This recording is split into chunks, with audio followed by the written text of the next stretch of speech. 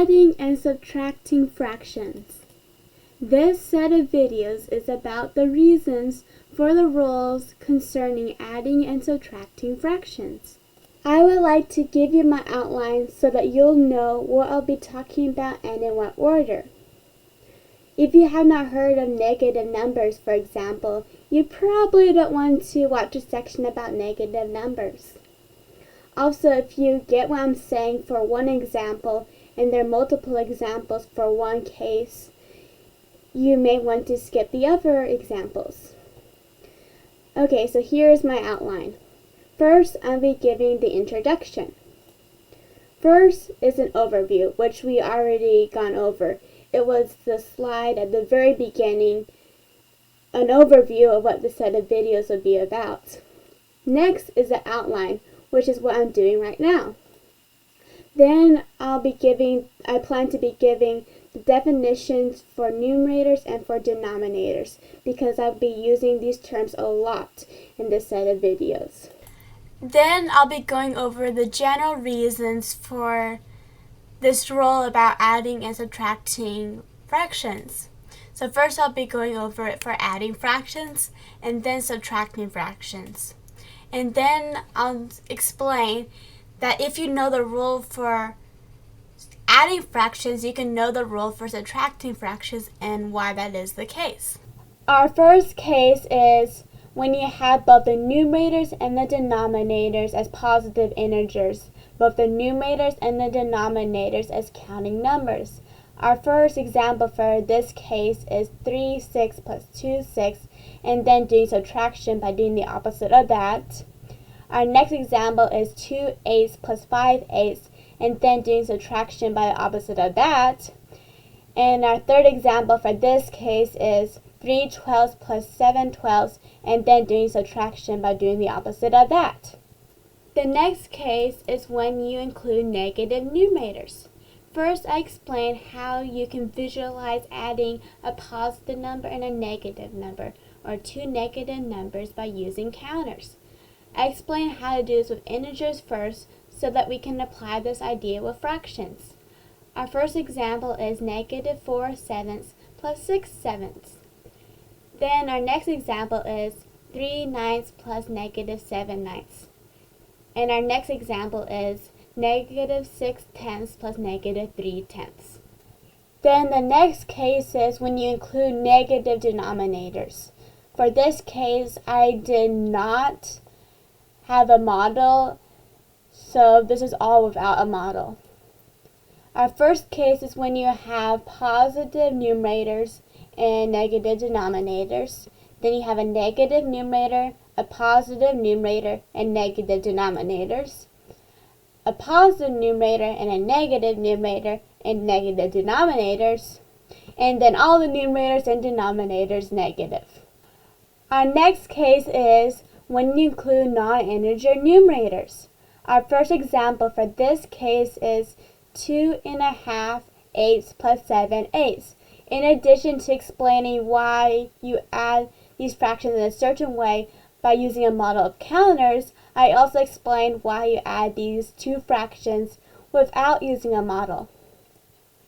Our second example for this case is negative square root of 11 ninths plus 5 1/3 ninths. Our third example for this case is pi tenths plus negative 6 tenths. Our fourth example for this case is negative square root of 17 elevenths plus negative pi elevenths. Our next case is when you include non-integer denominators. Our first example is 3 over 5.5 plus 7 over 5.5. Our second example is e over square root of 51 plus 4 over square root of 51.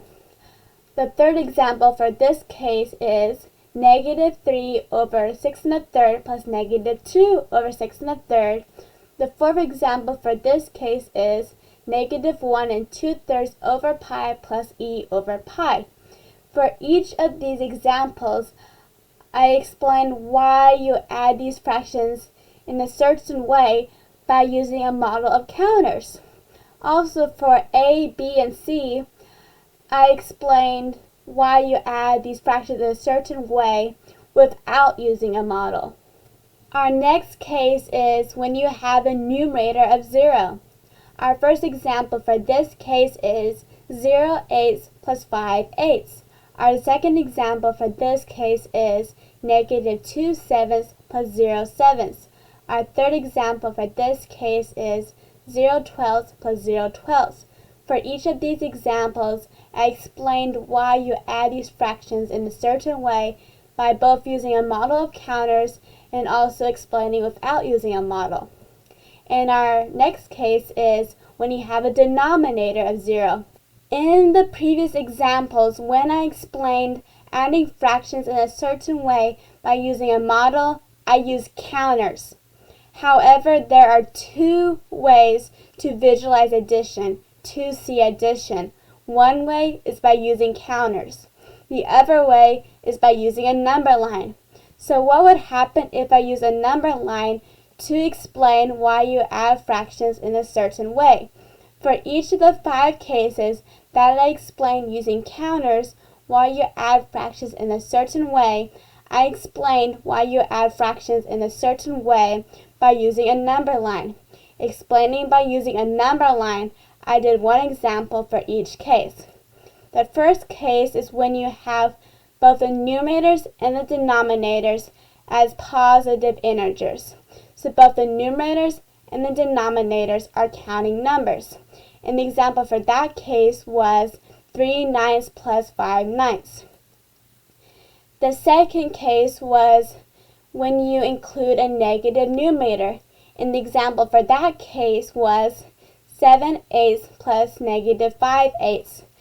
The next case is when you include non-integer numerators. And the example for that case was e7 plus 3⅓ sevenths. The next case was when you include a non-integer denominator. And the example for that case was -pi over square root of 41 plus 4 over square root of 41. The next case was when you include a numerator of 0, and the example for that case was 3/5 plus 0/5. Next in the set of videos, I give a summary of the rules for adding fractions and the rules for subtracting fractions. Then I give counterexamples for common mistakes concerning the rules for adding fractions. First, I give the definition of what a counterexample is. Then I go over, does 2/6 plus 2/5 equal 2/11? In other words, do I add the denominators but keep the numerators the same? And then I go over, does 3/8 plus 6/12 equal 9/20? In other words, do I add the numerators and add the denominators? And then I end up with a thank you. So here are some definitions related to fractions. So here is a fraction. And the top number, the number above the line, is called the numerator. The number below the line is called the denominator. The next video in the set of videos is about the general reasons for why you add fractions in a certain way and for why you subtract fractions in a certain way. Please click on the link here below if you would wish.